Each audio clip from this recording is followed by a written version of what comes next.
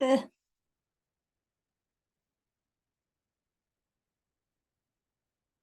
Hello, hello. Hello, Al. How are you? Hello. All right. Kim Darius. Good to see your face. How are you, darling? Oh, you're on mute. Why is this screen being weird?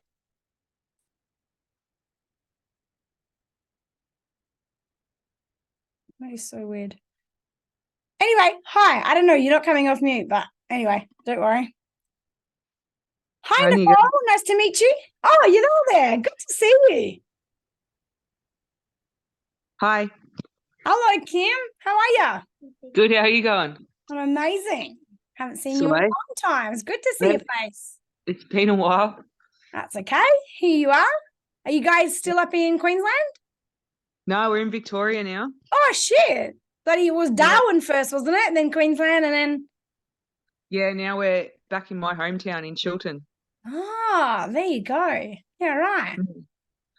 Good to have you Nice. here. It works a little bit different these days. There's a lot more people that get on the calls or whatever. But so if you do, were you kind of just tuning in tonight or did you have a question or? No, I'm just tuning in. I know you've got to put your questions in on the. Perfect. Yeah, good. I'm Couldn't just remember tuning if you knew that or not. Yeah, like in the early days when you first started, it was, there was like 5 people on a call. Anyway, looks like tonight there's 5, but nah, there'll be more soon. 20 of them all coming out 2 minutes past. Yeah. Anyway, good to have you here. I'm going to get started. Let me just cool. Nice to meet you face to face, Nicole. Do you like to be called Nick or Nicole or Yeah, Nick. Nick? Awesome. Good. Thank Welcome you. to the program. Thank you. Very exciting. Your husband on board as well?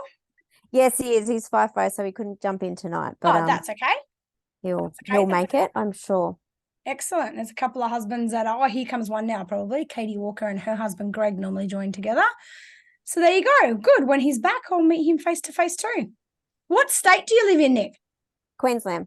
Oh, okay, cool. So you're Sunny on Coast. Yeah, Yeah. so your time changes in daylight savings. So Yes. obviously at the moment it's 9 o'clock. When we're not Yep. on daylight savings, your calls are going to be 8 o'clock. Yep. Yeah. Perfect. Yeah. So Thank they're you. always 9 p.m. Sydney time. Yeah. Hey, Katie and Greg. Hello, Dal. Hello. Hey, Jocelyn. All right, let's start, huh? So, Joe, let's open your. Hi, darling. How are you? Not too bad. Okay, got some challenges happening. Big time. That's okay. That's what we're here for. So you've said here, just for someone watching the replay, the kid's dad has confirmed that he is firm on being a friend. So you've got a 19-year-old daughter and a 15-year-old, nearly 16-year-old, yeah? Yep. And then you said he won't come to the program, like this parenting program, which is fine. There's lots of dads that won't. I see manipulation, not a fucking surprise in my elders. Okay, so just get me clear on your problem because you're like, so the dad wants to be a friend. He won't parent them. He won't obviously have boundaries and he's not open to learning how to be better. Okay, no worries. Can't change that. But your issue is with your 15-year-old. You feel like there's a lot of manipulation going on.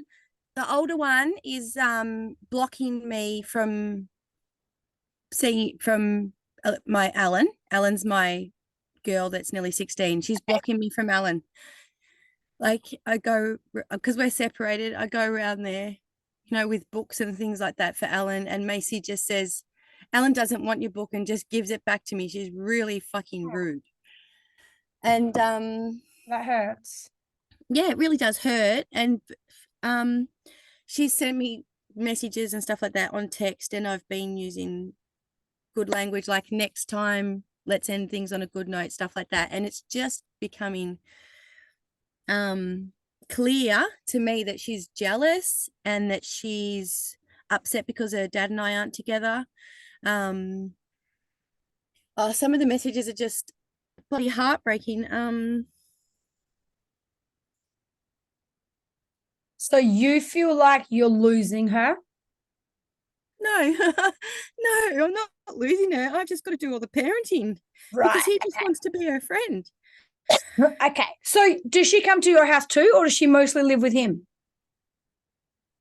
Okay. So both the girls technically live with him.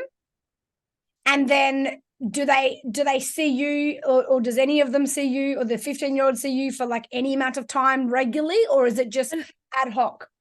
It's just ad hoc, and it's getting worse and worse. Like Macy is like, I'm going around there to see Alan. Macy's not even there, but it's coercive control. I'm just gonna say it. And so I booked in today to see. I'll have an intake call with a counsellor tomorrow. Okay. Because she's 19. She's still at home. She's still living with dad. She's got a boyfriend. On the weekend, I reached out to her boyfriend's mum and just said, look, if you ever feel like Macy needs her mum, day or night, you can give me a call. Here's my number. Well, the shit hit the fan because she wants to control me and tell me what to do, Who wants to control you? Are you talking about Macy? Okay. Yeah, the 19-year-old. And she's cutting her sister out of the picture because she doesn't want her sister to have her mum either. So what is it? Okay. What is it that you want here? Like what can I help you with? Like, are you saying you want to repair things with your 19-year-old, or because like I can't change her, and nor can you, and especially because she's 19. Are you wanting to manage that relationship better so that she doesn't feel like she has to control, or are you wanting more of a relationship with a 15-year-old and for the 19-year-old to not get in the way? Yes, I want to have a relationship with the 15-year-old and the 19-year-old to not get in the way, but they're very close. Okay. And I'm.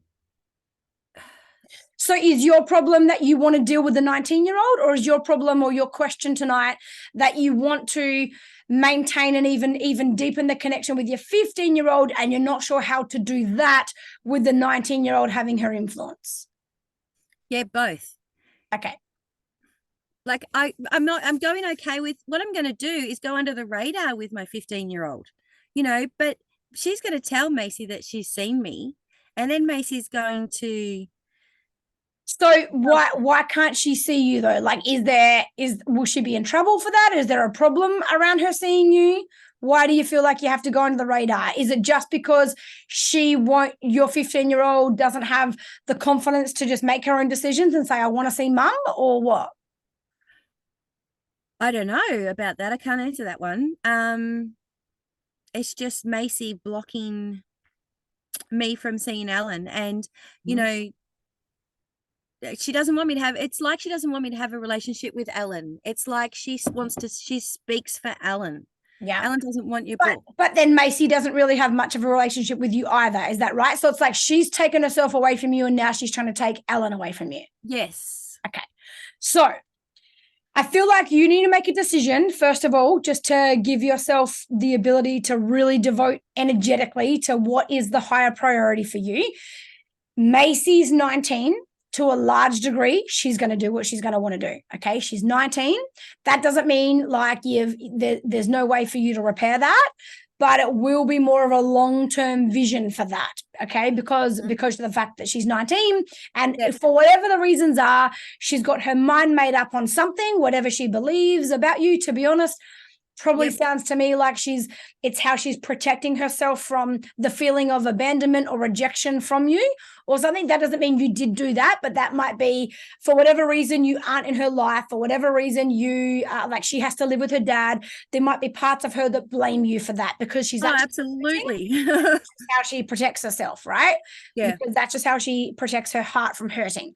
So I feel like you need to prioritize investing in your relationship with your 15-year-old so that your relationship with your 15-year-old feels safe enough that she will use her own voice, right? Because ultimately it comes down to the 15-year-old.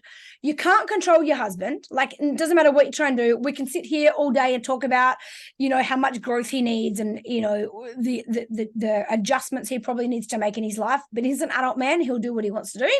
And same with Macy, right? She's going to do what she's going to do. It'll be a long-term strategy with her, okay? She needs to rebuild trust for you, and that takes time, right?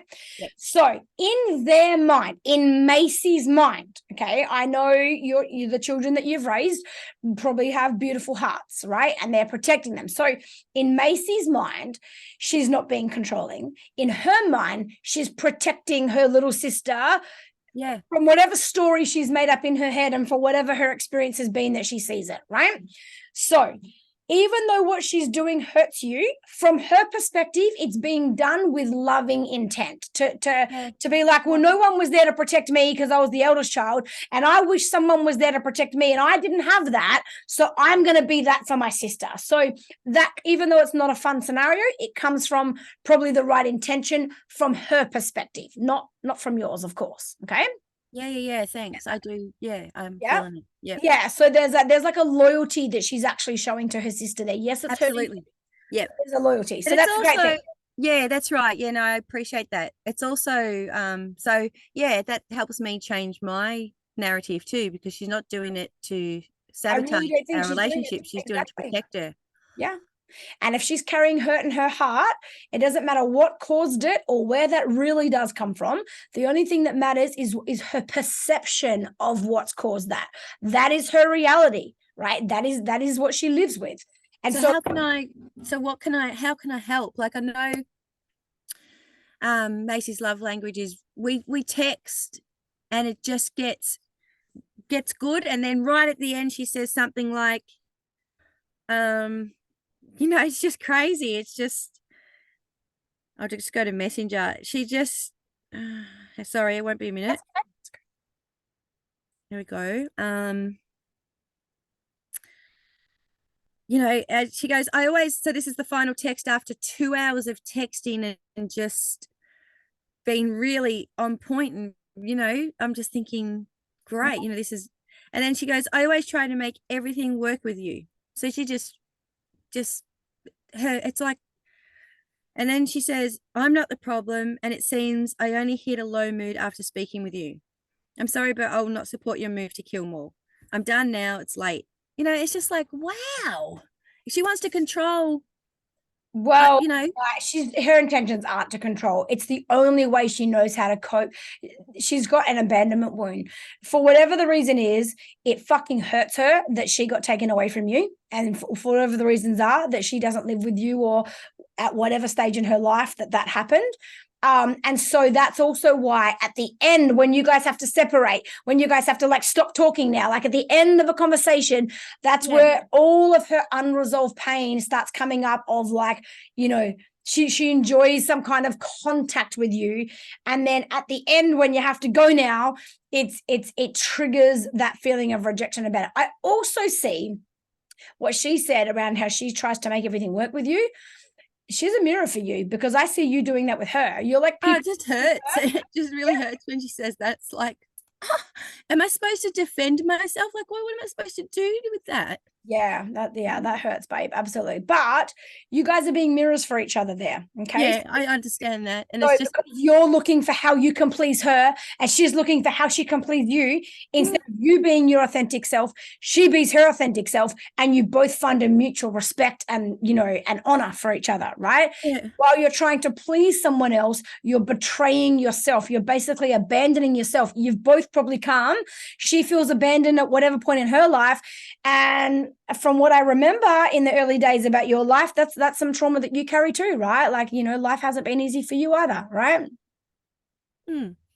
So yeah. So I think, like you say, just changing that narrative is a very good place to start. Okay, I don't believe she has a malicious intent at all. She's got a heart full of pain that probably is triggered, and probably to some degree she is jealous. And it's not just that like she's jealous, it's that when she sees what her sister gets with you, it highlights what she missed with you, or from her perspective, what she feels she missed from you. Right. And so that's why it's not just the fact that I don't want you to have it with her. It's that seeing you have something with her, seeing you now in a more conscious space, making more of an effort than you even knew how to make 4 years ago when I was 15. Like, I wish you were this person 4 years ago when I was 15 and I needed you to be this. And it feels unfair to her. Why, this is what I wish you would have done for me and you never did. So every time she sees that happen in your relationship with her sister, I don't feel like she wants to take her sister away from you. I really strongly intuitively feel that. Yeah, good. I'm glad. I don't think she's trying to take her away from you. I really feel like that the pain, how confronting that is for her. The only way she knows how to not have that pain is to not have the scenario. So she, subconsciously tries to interfere with that because it's hard. Yeah. So the good thing for you in that, the silver lining in that, it's a bit of a dark cloud, but there is a lining, and it is that she's showing what she does want with you. She doesn't know how to get there. She doesn't know how to ask for it. She can't even admit it to herself that that's what she wants, because the vulnerability of admitting that I want the very thing that I never got to have and that I don't even believe now I can have, in her mind it might feel too late, or she's got to let some big thick walls come down in order to have that, and that feels harder for her. Like, she spent years building those walls. So yeah. So I tell you what I want you to do. This is with both of your girls, like the foundation that you need to start with. I want you to go into the parenting group. There's a call. I give this out to everybody with teenagers ever since I've done it. You'll see when you go there, there'll be all these comments of just people tag, because I always go back and refer to this, and I tell everyone to go watch it when they've got issues with teenagers. So it was on the 21st of August, 2021, right? So if you type this in, it'll come up. 21st of August, 2021. Oh, no, wait. No, 17th of August, 17th. There was a follow-up call the next week. 17th of August, 2021. Okay. Yep. You type that in, it'll come up. Now, on that, so on that, what happened was, the first person I talked to was actually Nicole with her 10-year-old son, Xander, at the time. So you'll see the first person I talked to was like a young boy, like he's on the screen, I'm talking to him. And then the next person I talk to is the one I want you to pay. I want you to go scroll, fast forward to there when I stop talking to Xander and I start talking to, her name's Erica. And she had a 15-year-old at the time. And the relationship had a big rift. And that week, her teenager basically, escaped out the window and ran away from home and whatever. And then she didn't handle it in the most conscious way. She just reinforced how wrong her daughter was. And, don't you dare come back to my house until you're ready to live under my rules. That was just her thing. My answer to, she's got a very different scenario to you, but the principles are precisely the same. Okay. If you want to rebuild or deepen the relationship with either of your girls, right? It's going to be like watering a plant, because yes, you do have your ex-husband in the picture there. You can't change that. They live with him. He's going to have a bigger influence on them than you are, because that's the environment that they are associating with all the time. So you've got those things, I guess, working against you. And I don't believe for a second that affects anything long-term. It just affects the short-term. Okay. And the more you tell him that he needs to parent differently, the more you're giving him reasons to continue to validate why the kids need less contact with you. Right. So that's what they're going to hear at the other end. Yeah. So stop having those conversations with him. Go and watch that. And, feel free to make a comment there or whatever, just about how it resonated for you, or just, what you took out of that. I feel like it'll, I remember you, Joe. I remember you used to write in the early days. I know you've kind of just come back to the program recently, but after maybe, 2 years in between. But I remember in the beginning, you're quite articulate, like and I feel like when you watch it, you then making a comment of your own experience. It's not even for everyone to read. It's more for you to sit there and process that for yourself as you're writing it out. I feel like that'll just be a good process for you. Thanks. The only other thing I really feel, I think we've talked about this before, maybe in the early days too. I don't know if it's an option for you, but if it is, and if not now, next year, I want you to consider coming to the retreat, because the reflection, the people pleasing part of you that wants to please your daughters, that wants to be whoever you need to be for them, instead of just being you and letting them come to you who you know you are, you being willing to change yourself and, shift yourself and not, and yes, you want to extend yourself for the relationship with your children 100%, but not to the point where you have to show up incongruently and unauthentically. And that actually creates a very insecure relationship. You can't build Rome on that kind of foundation, right? Yeah. I've done a lot of work on that. Yeah. So, and my mum used to say things to me like, you're the child, I'm the parent, and you can't tell me what to do, so I'm really cautious about saying something like that, but I do feel that my human rights are just getting trampled on by Macy. I'm like, true. But the thing is, you're allowing it, you're enabling it, right? Oh, I just don't know. Part of you that's too scared to fuck this up or to make it worse or whatever, right? Yeah. So you call, So if there's any way you can come to the retreat, we've only got 2 spots left. And no matter what, like the bookings are closing at the end of the week, right? So you'd have to make a decision pretty fast, okay? But because we need to know the numbers so we can prepare for the retreat, right? And do dietary requirements and blah blah blah, health screenings and whatever. If there's any possibility for you to get there, even if you have to pay on a payment plan, you don't have to pay it up front or anything like that. There's not at the moment. I'm buying a new house. But that I because I do if not, know then you really need I would love to see you do some work around that childhood stuff for you. So that not just so you know it at a cognitive level, but so that you embody it at an energetic level. Like, I don't want to say those things to my kids. Okay. So you might stop yourself from saying it, but you still might feel it, like these are the kids. I'm starting to warm up to feeling it. Like, I'm like, okay, now I need to have this response ready. Right. Yeah. And I'm like, that's not good. It's not good. No, I don't want to go there. So that's why I really wanted to ask a question tonight. Nah, I want you to go. I feel like 85% of your answer is in that thing that I told you to go watch, because my answer to that mum was based on the fact that her daughter was not living with her at the time. Like you can't just go, you better come home and live here. Like, you just can't. She just showed you that if you get too much for her, she'll fucking run away. So you can't control her. She'll go live on the streets or find a boyfriend that's, too old, that's whatever. right. Like, it's just where it's, so it is what it is. And so I talked to her mum about creating an environment between her and her daughter where her daughter comes home eventually because she wants to, not because you say you better or else, or somebody's wrong, or this is right or wrong. Not that. That will only deteriorate the relationship further. Okay. Yeah, awesome. And it was with an exactly 15-year-old. Yep. Yeah. Thank you, Holly. You're like a bloody no worries, darling. Voice for the children. Very good. Thank you. All right, people, let's have a look. Nick, I'm going to open your line. I just put you on the spot sometimes when you're new. Where are you? I'm trying to find you on my screen. Hi. No, you are next in line there, but I know you're brand new. But as often as possible, I like to invite new people to, just break the ice and just share them and really feel like you become part of this community. So I also would personally like to hear from you as well. Maybe if you just give me like a 1 or 2 minute rundown on, your family, how many kids you got, and if you're open to dropping into some vulnerability and like really sharing some truth around like, why are you here? How long have you got? To touch base, make sure like we feel like we really know each other. You'll get to know all these amazing people here. They'll get to know you, and this will feel like a second family. But give me a little introduction, a little update on who you are and why you're here. Okay, so Sunny Coast, 3 children, little girl, 8, 2 boys, 10 and 14. Okay. 10-year-old ADHD, ASD. Okay. We are currently homeschooling him, have been for just over 12 months now.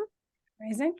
14-year-old, who's the most beautiful boy, but coming into some challenges, wants to come out of school. So we're probably looking at that for him and what's next for him. Got told today from the doctor he has severe anxiety and depression. Okay. Can I tell you a quick story about the weekend? Yeah, please. Yeah.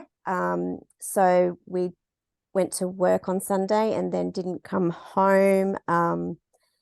Found somebody that might like to give him some green stuff to smoke, and we have a tracker on him, and it looked like he was in the water because we live close to water.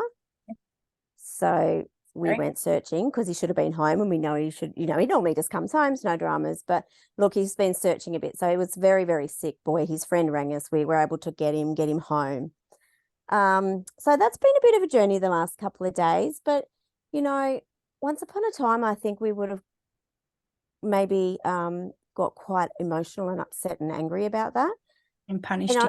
Yeah, well, now I'm sort of thinking like we didn't, and he's not grounded, or he's given himself his own punishment. He's very so upset with himself, and I made the biggest mistake, and I can't believe I did this, and we are Christian people, and he's like, I just ask for forgiveness, all these sorts of things, asking us to pray for him.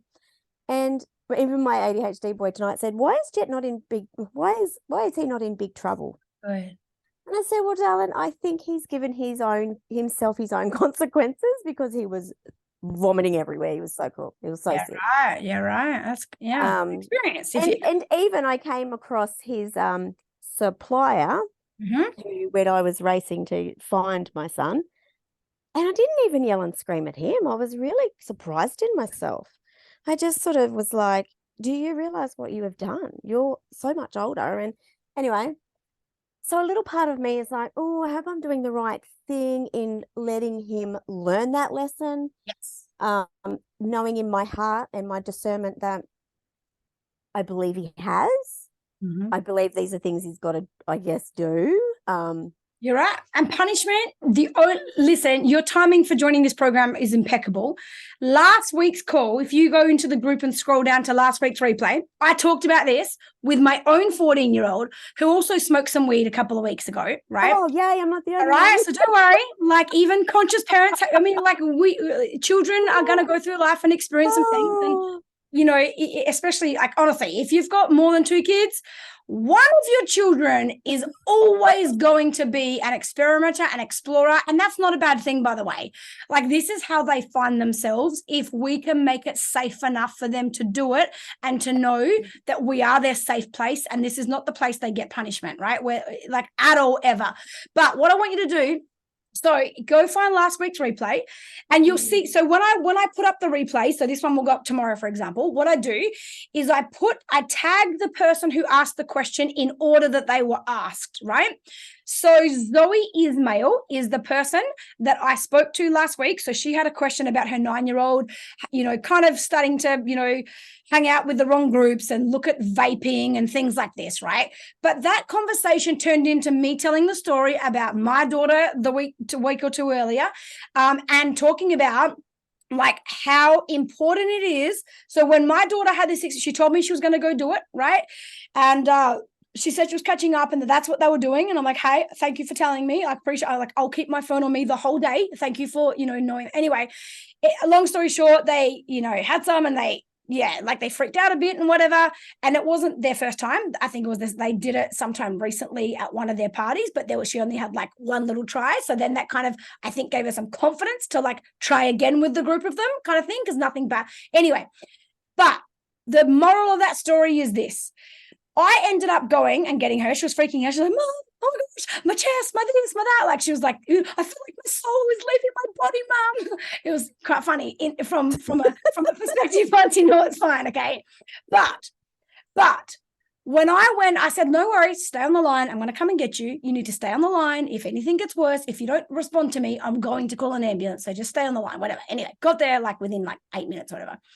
I ended up bringing her and 5 other teenagers home who were so, one girl had even fainted twice and basically passed out in the car, and I had to stop to let her vomit. And this girl was on some new medication that she just got put on that morning, which was a really irresponsible decision of her. But anyway, these girls, and there was a boy as well, these girls literally believed they were dying, truly believed something's happening and I'm going to die, right? And still would not call their parents. My daughter, because of the safe relationship we've created, like these girls were like, you cannot call my mum. And I said to them, listen, I'm not calling your mum, okay? I'm making sure, I don't care if your mum hates me. I don't care if a parent hates me. I will be here for the children, and it's not my fault, and nor is it my responsibility that your mum has not created a relationship with you that's safe enough for you to call her when you are genuinely in trouble. But you will be able to call me. Like, I'm going to be that person. And if parents want to hate me, they can hate me. I know my values, and I live my life for children before I live it for adults. And I'm okay with having some haters, as long as these girls know that if they do something crazy, because they're going to do it anyway, you giving them punishments and disciplines is going to change one thing. Is it safe for me to tell you? It's not going to change whether or not I do it. It's going to change whether or not I tell you, and how clever I get, how manipulative and deceitful I get about how I do it. That's the only thing you're going to change. Well, that's exactly why, like, when, like, they rang me. He rang me. He's got his friend to ring me, and I was so grateful. And I even, when I got home, rang his friend back and said, thank you for having the courage to call me. Exactly. I don't ever want you guys to not feel like you're going to get into these situations, but you have to make sure you know, and I kept saying, my husband and I kept saying that to our son, So good. we are so grateful you felt like, because I sort of feel like, okay, he must be doing something okay if he was okay. Bloody you are, okay, honestly. He thought the same too. And I'm actually really grateful he's done it, because he was so sick. He too thought he was dying. Said, why are we going home and not to the hospital? That's right. And I was like, good, mate. I didn't say it to him, but I was like, okay, let's hope we're past that for the moment, We need to make it safe enough for them to build their own discernment, to go, hey, I'm not here to tell you. I'm not going to just remind you how dumb and stupid you are. Like, not at all. Like, hey, I don't need to tell you about what you should have liked. I'm pretty sure you're a smart person. You got whatever lesson you needed out of that. And you know what? You tell him, this is between you and God, not between me. You and God will work out your conversation. You will work out the message. God's getting a message to you. It's up to you whether or not you choose to hear him, or, whether you receive what's being offered to you at a level of wisdom right now. It is not for me to get in the way of that relationship. I'm here to make it safe enough for you to make mistakes, for you to know that unconditional love is not a fucking cliche. Sorry, I swear a little bit. I think you might know that if you watch my webinar, but I'm not actually sorry. I swear a lot. Okay? Yeah, that's all good. We all do. It's not a cliche, that we say that, like, truly there is unconditional love here.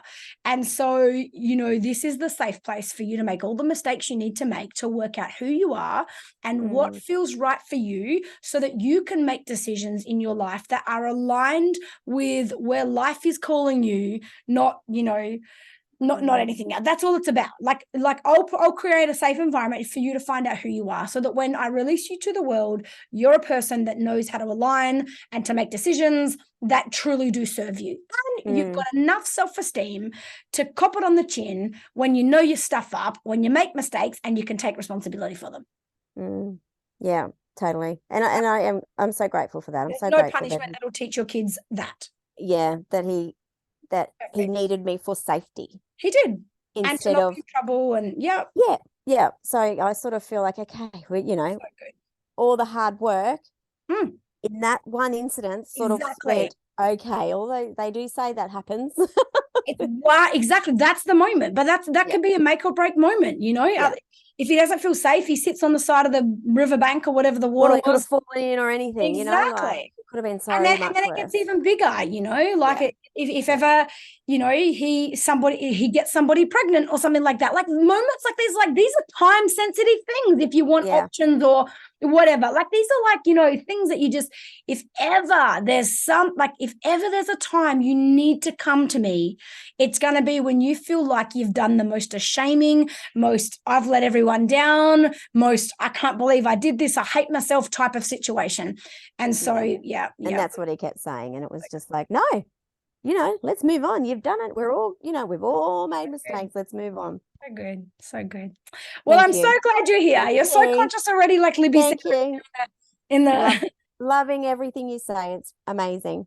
Beautiful. Very excited. Thank you so much. Feel like much. you need to hear that, or you want to show it to your husband, go to last week's replay. You can hear the whole conversation. I break it down a lot around how to stop trying to control these kids that are free spirits. Yeah, thank you. Okay, no worries.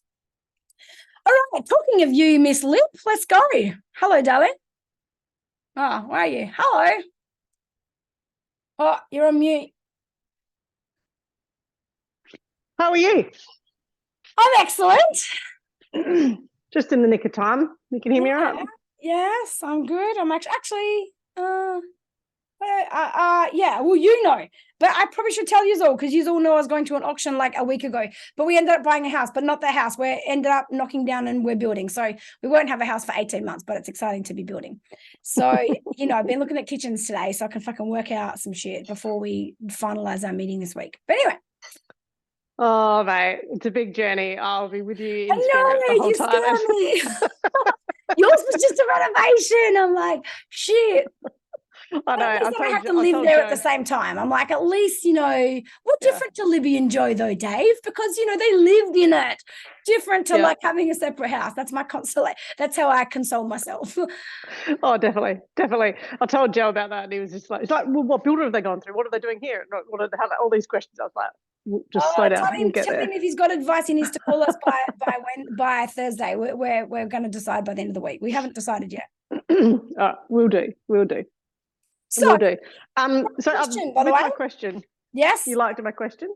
Yeah, I like your question. I think a lot of people probably more couples should ask this question more often. So you're asking a question, and just for those watching the replay, around, you know, how in your relationship, how do you support each other when in a moment where everything goes to shit and you both show up differently and then you don't agree with how each other showed up and who yelled at the kids and who gave them this, who said, that's it, no iPads, that's it, you're going to bed early, and you're like, shit, now I can't undermine you, but that's a bit rough, or I'm guessing it's that kind of scenario. Is that what we're talking about? Pretty much. And I guess, like, I mean, we obviously parent fairly similarly. That's not really the significant issue. Like, I feel like we both have got similar values in how we're going to parent the kids and how we want to discipline them and be conscious and all that sort of stuff. I mean, there is obviously times when we're triggered in different ways, and like we're both pretty aware of that. And obviously we try and take on a lot of the like from the relationship retreat, we got a lot of good strategies from there about how we talk about it after the moment. And so, I mean, I think we've learned to really try hard not to get angry at each other in the moment, or not to snap at each other in the moment. We'll both be like, just stop, like time out, whatever it is. Or, you know, and that's all good in theory. We talk about that. But if you genuinely, like, I guess I'm trying to figure out, if I know that something's really triggering Joe and I'm trying to follow through on something I've done with the kids, like letting the kid just scream for 10 minutes or whatever, if that's what we've decided we're going to do, and it might, and this is just an example I've come up with, right? And that might be really triggering for Joe, but I don't want to necessarily, like, we get 3/4 of the way through and then it's just like, or then one of the kids will start kicking something that, you know, that might break or something. It just might be really triggering, and I'm just like, like, I'll do this. Like, it's almost like we have to have a pre-organized plan so that we don't get angry at each other, because then we'll get angry at the kids. And yes, absolutely, there's times when the kids need that real presence of Joe being there, like being like, no, that's not okay, and that's helpful. But I think we both struggle because we both want to be the boss of the situation. And I think that's part of the problem as well. And I don't know, how to navigate that. And So let me ask you this, and it'd be really real. I mean, after, obviously you guys are both coming to Happy to Whole, and it's going to be your time, but Joy's first, right? After that, so much will change. I think it'll be different. Yeah. And I do believe that it'll be different. It's going to be yes, I know. But in the meantime, do you think it's at all possible, like when everything's going crazy, even if all of the things are, every kid's got a reason why they're screaming and there's triggers everywhere. Yeah. Let me ask you this question, because it helps with the next part of my answer. Do you think it's possible? Because there's, like you're saying, there's two problems. We've got to do with the kids, and then we've got to not clash with each other. And I can respect that Joe's got triggers, and I want him to know I'm there to help him as well and to honor him. But at the same time, you know, there's kids and whatever. So you got like two sides, relationship and children. Exactly. Is it at all possible? Do you really believe, like in the heat of the moment, where you guys can, you know, like we've done lots of scenarios I know I've talked to you about before, where you can say to the kids, hey, do you know what? I don't even know what the consequence is going to be. I'm going to get back to you on that tomorrow. I'm going to talk to dad about that and I'll let you know. Like where you're like, I'm not even making a decision right now. I'm not doing this right now because I just know I'm not in the right space, but I'll tell you what, I'll have an answer for you by tomorrow, right? So in that same kind of principle, if everything's going crazy, is it possible for you and Joe to really honor a commitment that when you, either of you, and not even both of you, when one of you identifies that you're getting into this scenario, that the relationship is the priority, the kids always come second. Kids should never come over a relationship. You fucking leave the kids, you go out. I don't care if you have to lock yourself in the garage or something. Like, hey, you know what? Joe, like you have a little signal at each other or something. I used to do this with Greg, right? It worked for us. And then we would go, you know what? We are not dealing with this right now. You need to stay here. Do not follow us. We are going to our bedroom. Do not come in our door. And we're just like, leave the kids crazy. And I didn't care who's crying. I didn't care whose feelings are hurt. I'm like, you guys are going to be dealt with in 2 minutes. And it would just be enough. Me and Greg made a real commitment. One person does this little thing or whatever, and we meet each other in the room. And you know what we used to do? We used to hug for 20 seconds. We'd like literally hold each other like over, you know, the way to cuddle, like heart to heart way, right? We'd hold each other. We would regulate our breathing with each other. We had to breathe in and out together and regulate it for like, we're literally talking like not even 20 breaths, like 10, we're talking 20 seconds. So maybe 10 breaths or something, right? And then at the end of that, that was our commitment. We do a 20-second hug. We synchronize our breathing, right? And then, because that automatically puts you back on the same team. And then whatever. So there would be times where Greg would say to me, you're triggered. I see it. You fucking stay here. I'll go deal with it. Or I'll be like, no, because I already warned him last night. I already warned her yesterday, and I can't let her override what I told her about. And then we'd agree, okay, well, then you go out and deal with it. But the boundary is this. And we'd have this little moment of respect, not a big conversation, just like a little reset. And we'd go out, and it energetically changed the kids anyway, because we're on the same, every time we came out of the room, we're on the same team. Energetically, and we wouldn't violate things that did become a problem for us later as well. That was something but it's hard to do in the moment, and I definitely wasn't good at it all the time, and I was really shit at it in the early days. It really took me a practice, and back then I was the biggest hothead, most, you know, a very could you believe that? A very unconscious. So I was like, we need a hug now before you lose your shit, Holly. Yes. Yeah. But it works if you can be so disciplined with it, only like 3, 4, 5 times. And then the results are so profound that your brain is so comfortable with it and you don't even have to use discipline anymore. It's just the first few times. Is that even a doable thing, do you think? In 100% of your scenarios? I think I like the idea of, I do like the idea of it. I like the idea of having a reset, because immediately I can feel myself being triggered and wanting to just like, it's hard to connect with each other when you can feel upset. So I think sort of forcing yourself to do that, it's a bit like, I remember you saying to someone else once about like, even though you're just like, oh, I don't want to go anywhere near, like, I don't want to be near you right now because I'll be too upset. But if you force yourself to do that, it actually kind of does feel good, and to be back on the same page. I guess we've just got to figure out what we do, because usually, because it's escalating, we're just going to have to prioritize that relationship and deal with whatever the kids get up to, because that's what I'm worried about. If we leave them unsupervised, fuck knows what they get up to. There'd be like food everywhere. There'll be, I mean, I know you'll probably say like, just fix it later. It's not the issue, but I just don't know. I won't know how to deal with the consequence, because they will get up to the stuff. They'll either break stuff, get stuff out, eat stuff they shouldn't do, or turn the TV back on, and then we'll have to deal. The reason why we've been triggered in the first place is because one of the kids has just lost the plot because the TV's turned off or something like that. So they're kicking and thrashing around. So I guess we've just got to figure out what we do when we return to the room. Would that be a situation, just be like, Dad and I are not, we're not coming up with a consequence now about that because I'm too upset about it, or whatever. Yeah. And like, if I came back and the room was fucking destroyed, I'd do nothing. I'd sit. I'd just be quiet, and I would fucking let the kids get there. I would like let it like sink in. I'd talk in third person to Joe. Oh my gosh, I literally feel like I could cry right now. I just can't believe that this is what the kids have done. You know what? You know what? I know problems have solutions, but I'm not coming up with a solution for this. When their hearts come back into alignment, they can sort this out. And I do like third party things, but also you can. If there's a scenario where you think that's a likely like opportunity, then before you guys go, you can be aggressive sometimes, 100%, right? Especially if it's with conscious intention. So you like get one and you like put them all in their 3 separate rooms, shut their doors, like, you know, or you sit there and do not move. Like you can be hard as for 20 seconds. We're going through it. We will be back in 2 minutes. You do not they know, fuck, we've gone too far. Yeah. Like, almost put them in fear and separate them or put them in a different space so that you can, like, I'm talking like, I mean, sometimes it would be like 45 seconds. Like we're not dismissing it. We're not over it. We'll come back to our conversation later. We're adults. We can handle some shit. Okay.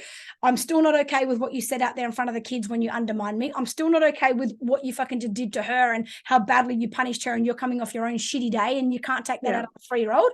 We're going to discuss that. But there's also, we're adult enough to know it's not the right time or place for that. It doesn't mean that's just because we're hugging, doesn't mean those conversations are fucking gone. Yeah. We're having them. We're not having them in this state. What we're going to do is we're going to regulate. We're just going to breathe because we do know we love each other. We want to be on the same page. Let's just be disciplined enough to do that, even when the last thing I want to do is be up against your body. But we're just going to do that because we know it'll help our intellect a little bit to go, hey, if we keep like this is not going, yeah. And then we go out, we deal with them, and then we can discuss that when it's diffused tonight, tomorrow, like you did, like you learned from the relationship retreat, and you get out that paperwork from the relationship retreat and you go, you don't just like have a conversation with the bits and pieces you can remember from the retreat that landed in your brain deep enough.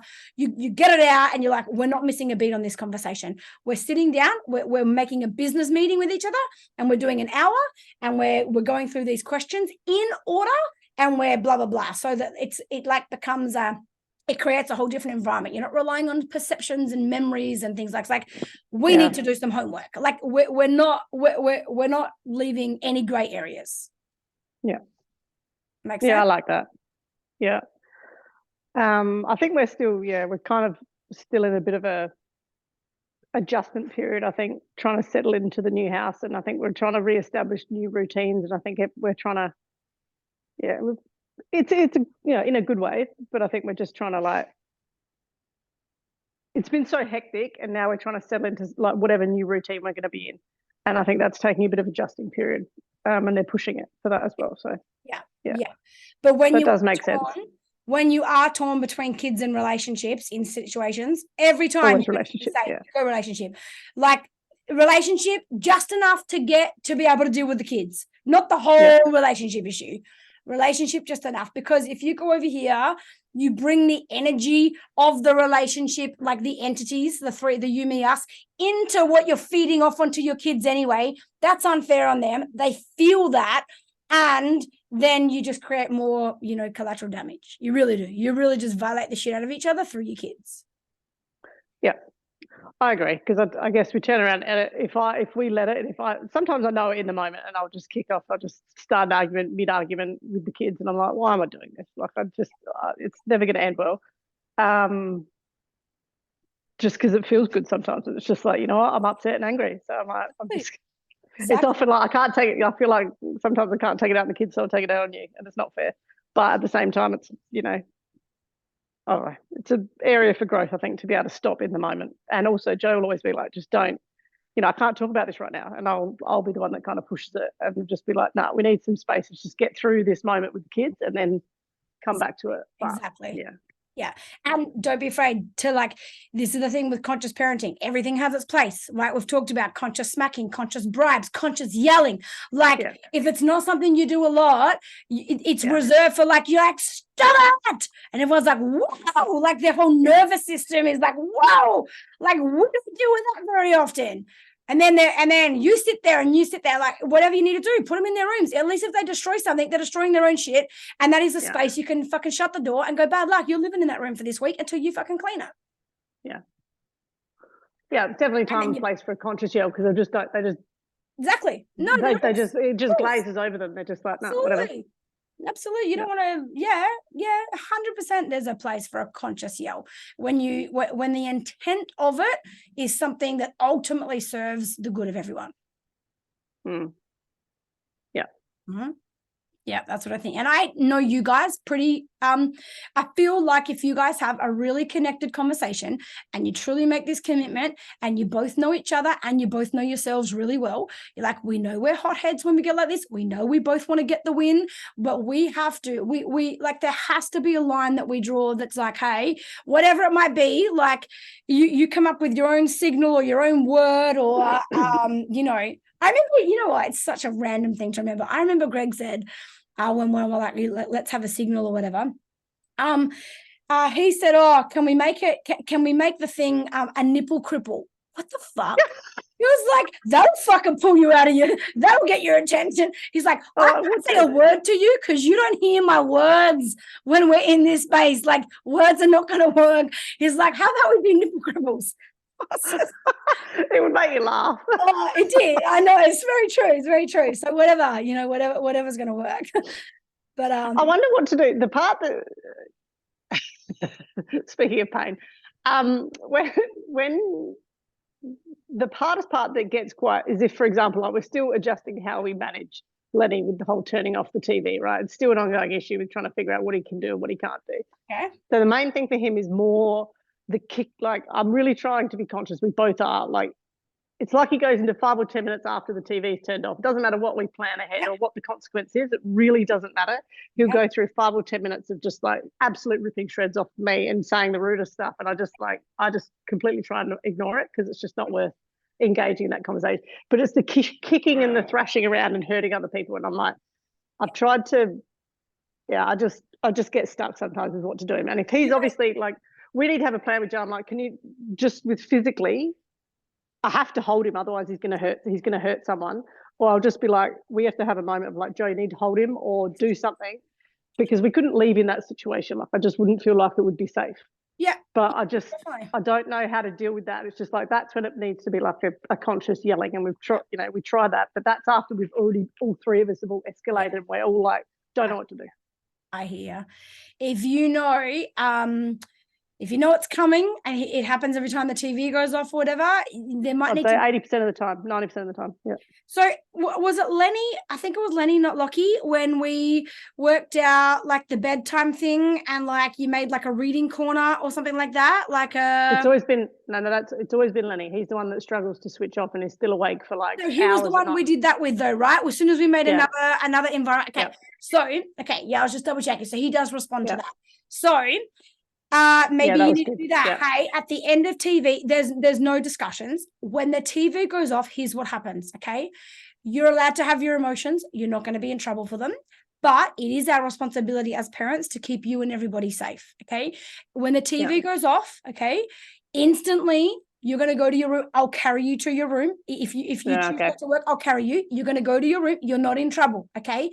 You just need your space to feel your stuff and to do what you need to do while you're be angry at us. That's okay. Yeah, that's okay. You're allowed to be angry. You can write me a big bad letter. That's all okay. Okay. And you can do all that. While you're doing that, we'll get the other kids sorted so that as soon as you're ready and you feel like you've processed that, we can absolutely have our big cuddle time. Okay. You're not going to be in trouble. That. Just like Lenny responds to like a different environment and a little routine type thing. Hey, like instead of like, hey mate, you got 5 minutes of TV's going off. Hey mate, 5 minutes and then it's 10 minutes and then it's some time in your bedroom, okay? Not even like, so his brain will start linking, TV goes off. Like I even learn myself to know when something I'm like addicted to gets taken from me. This will be something that he lives that maybe he might need as a coping mechanism through his whole life to have healthy coping mechanisms that I know when something gets taken away from me, I need 10 minutes to myself. I need to tell my girlfriend, I need to tell my best friend, I need to tell anyone in my life when this happens, fucking give me 10 minutes. Okay. And he might then later on in life go and do something healthy with that 10 minutes, like go and have space or go for a 10-minute run or something other than creating arguments. Because I think I think it just might be, we just need to do this for 6 months or so before he can actually, like, yeah, he's stuck in this cycle. I think you're right. I think we do need to change it. And it doesn't matter what it is, whether it's the, I'm just reading the message, Elle, it's just like, it doesn't matter about the start of the episode, end of the episode. It doesn't matter if he knows about it. It's been planned, it's been organized. He tells us the rule, and then afterwards it's like his brain just switches and he can't cope with it, and he just like kicks, fights. It's like this routine that he has to go through. And we just let it go now. But I think if we ever give him the opportunity to turn off the TV and he doesn't, it's just this battle between the two of us. So it's like, there's no point. He physically can't turn it off. Like he physically can't turn off a book. He physically can't do that. I have to take it away and then just have to deal with the meltdown and not be confrontational about it. Yeah. Otherwise it just turns to shit. Yeah. Yeah. And he lets it out, he's over it, and then he's okay. Exactly. And then he comes and, writes you beautiful I'm sorry letters. And, he really does show genuine remorse. It's literally like he's not even that person. He's not connected to himself when all that's happening. The other thing I do want to just really just bring you back to, and tell Joe this or whatever, I really also believe that when Joe does the work on himself about being let down in life and hating who's let him down, how he hates to let people down and things like that. This is an ancestral thing as well. And I think Lenny 100%. Carries that energy from Joe, and they just can't be disappointed with something. Even if they know it's coming or whatever, like it's literally like against the fabric of who they are. And I think there's like deflections and stuff there, and even like stuff passed on. So when we do the astral body work, the ancestral work at the retreat, I think what Joe gets out of that, you will see like a magical shift in Lenny. And I feel I agree. Really connected on that level. So when Joe processes that, it's like it'll cross over into Lenny. Yeah, beautiful. I agree. I mean, I think I sort of had a feeling this would be it, but it's just a matter of how do we, I'm looking forward to it. And how do you support in the meantime? Really, like, how do we manage this in the meantime? So I guess we've got our own strategies, but I like the idea of just the hugging. A pattern interrupt, right? You've heard me talk about them a million times. It's a pattern interrupt for you guys as adults. And there has to be body contact and there has to be breath involved, right? So like a 20-second hug, it releases endorphins and, it literally changes the chemical balance of your body in 20 seconds. And it releases endorphins, oxytocin. And then as soon as you've got some chemicals like that floating around in your body, you're going to be a bit more of a rational human for everybody. So you're only using each other for like the chemical cocktail. It's like, can I just using each other for emotional fascination right now? Can you just jab me with something? Like hug me, breathe, cool. I'm injected. All right. I've got a different chemical cocktail going on, and then you can go and have a little bit, handle things better. And then I can deal with yourselves later. Yeah, perfect. I love that. I think I think trying to control the kids is not going to work. You can't. That's the whole point. So you guys have to control yourselves. Yeah. And there has to be a pattern interrupt or something that will cause a physiological change that no matter how pissed off and emotional and pig-headed and stubborn and in your ego you might be in that moment, there's a physiology that overrides that. That's why we did it, because I was aware I'm in my ego, I'm stubborn, that's what we used to call cunty Holly, that's literally where the word come from. He's like, there's bitch Holly and then there's cunty Holly. That's what he literally used to say to me, like in a non-offensive way. He's like, but there's like a polarity of difference between those two versions of you. And when you're this version, you're impossible. I don't really be that version much these days, but really at all, unless I need save it up for special occasions. Save it up for like, arguing with councils and governments and, police enforcement or something like that. But anyway. Yeah, that's awesome. I like that. Yeah. Cool. Okay. Shall pass on. No worries. I just saw in the comments, I'm just going to tag you. I saw Di was trying to tag you, Joe. But there was one on the 25th where I talked to that lady again to follow up from the week before. But I'm just going to check the date in case I got it wrong. I'm pretty sure it is August 17th. Give me a second. Did you end up finding the 17th, Di, or you're only finding the other one? Let me just, August 17th. Let me just see. Yeah, it is August 17th. I'm going to tag you. It's got the old bragging. I'm just going to see if you did it or not. All right. Joke Bill.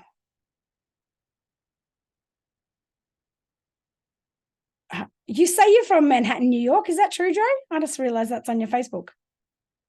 So I just tagged you in the 17th. The one that Di was saying, the week later, 20 whatever, we did a follow-up with that same mother a week later. And if you want to go listen to that, everything changed in 1 week because she like fully committed to what I told her to do on the 17th.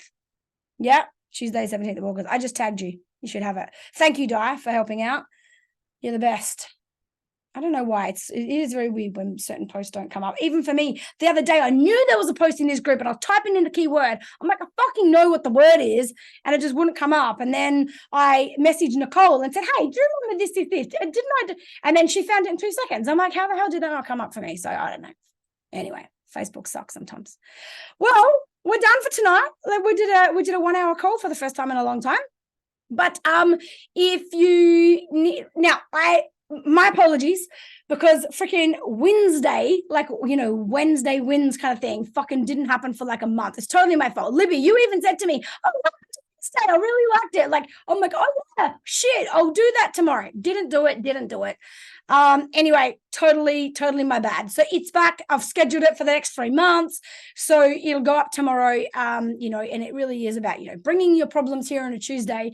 And then on a Wednesday, choosing to see, you know, choosing the perspectives in your life where you're like, hey, there are improvements and I'm having some big wins as well. So I love reading them. I don't always reply to them because there's, you know, quite often a lot or whatever, where I can, I do, but I absolutely love reading them. So when that post goes up tomorrow, I would love to hear from you.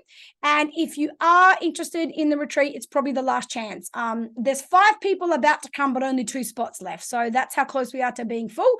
But no matter what, in a week from now, it'll be closed off anyway. Even if those 2 spots aren't full, we'll be done because we need to get everything ready. The only time where I make exceptions, and let me say this, is if, you know, somebody brand new joins the program in 3 weeks from now and, you know, or something happens in your life and you're like, I'm always open to a conversation.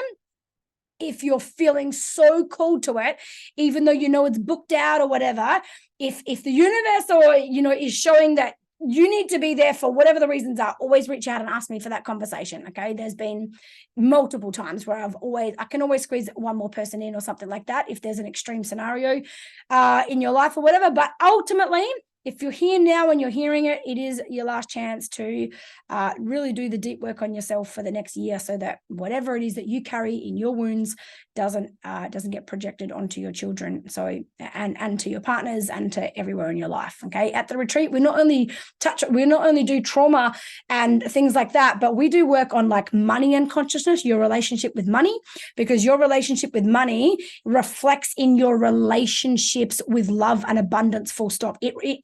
Your relationship with flow in your life and life feeling peaceful and having some kind of ease is a direct, like there's a direct correlation with your money relationship. So we do money, we do masculine and feminine, we do relationship work. And then of course we do a lot of really deep soul work and archetypes and things like that. All right. So if you feel like you need a conversation, next, happy to hold Kim. Oh my gosh. It's October, end of October, 27, 28, 29. Well, I only do them once a year now. I used to do them twice when you were here back then. Now I only do them once because I also run a relationship retreat and a life purpose retreat. So there's 3 different retreats now. So this one only gets done once a year now. So end of October. Yeah, 27, 28, 29. All right. Friday, Saturday, Sunday. If you are new here or you haven't heard much about it or something resonates and you don't even know why and you want to explore that, listen, reach out for a conversation, okay? Let me say this really clearly. There won't be one part of me that for 1 second tries to convince you that you need to be there. I don't even want you in the room if you are someone that needs to be convinced that you should be there. One of the reasons you heard Zoe tell her story last week, 15 years of trying to heal herself with everything you can think of, with every spiritual healer, with retreats overseas, with Reiki healers, with whatever she could imagine she did. And you heard her say how after 15 years, she couldn't get a result that she got in the first 3 hours of our retreat. And there's a reason for that. It's because the environment creates Like I know where my value is, and I'm not afraid to say that I know where my gift is, and I absolutely do have a gift for creating the safest environment that you'll ever find anywhere. And because of that, now here, understand this, that environment is not just all created by me. That environment is set by my intention, and it's created by the level of desire and alignment from the collective group of people that are there, who are there because they were drawn to it, they were called to it, they knew they need every ounce or every cell in their body, even though they're sitting there scared and nervous and like, fuck, I don't know what's going to come up this weekend and this feels scary. Every person that's there is there with that kind of energy. And that's why we get results that people haven't got in 15 years, working with psychologists weekly for 10 years, things like that. So I won't be, if you want to reach out for a conversation with me, I'm open to that. Understand, I'm not going to be trying to convince you. If you don't feel called to it, no offense, I don't want you there, because I don't want someone there with an energy that's resistive and needs to be convinced. Okay, timing is everything, and it might not be the right timing for you right now. Maybe it'll be better timing for you next year. Okay, so I will be very upfront with you about that, and I just don't want you to feel like you're going to get on a sales call with me. We get on a connection call. Okay, and if you're meant to be there, you'll know it, you'll feel it, and everything will align to allow that to happen. And if you're not, then it won't. Okay, so I'm done. Reach out if you need me. Otherwise, I'll see you back here next week. Yeah, watch the videos in the program in the meantime. Good night, beautiful people.